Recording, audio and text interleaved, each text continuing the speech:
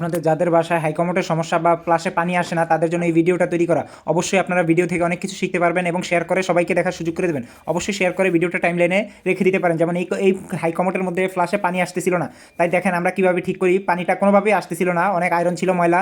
আপনারা প্রথমে ওইদিকে অ্যাঙ্গেল স্টপ চেক করবেন, নিচে যে অ্যাঙ্গেল স্টপটা থাকে ওইটা চেক করবেন এবং তারপরে আপনারা এটার ওই যে লেড পাইপটা খুলে ময়লাটা পরিষ্কার করবেন। কেননা অনেক সময় লেড পাইপে ময়লা জমে থাকে এবং একটা ওয়াশার থাকে বা নেট থাকে, ওই নেটটা খুলে সবসময় পরিষ্কার করে নেবেন। এবং আলহামদুলিল্লাহ দেখেন আমাদের নেটটা পরিষ্কার করে নেওয়ার পরে দেখেন কত সুন্দর পানি আসতেছে মাশাআল্লাহ। এবং দেখেন এখন আমাদের কমোটের ফ্লাশটা পুরো ঠিক হয়েছে, এখন নিয়মিত পানি আসতেছে আলহামদুলিল্লাহ। আলহামদুলিল্লাহ আপনারা চাইলে এই পদ্ধতিটা ব্যবহার করতে পারেন। ধন্যবাদ সবাইকে আমাদের পুরো ভিডিওটা দেখার জন্য। আল্লাহ হাফেজ, আসসালামু আলাইকুম।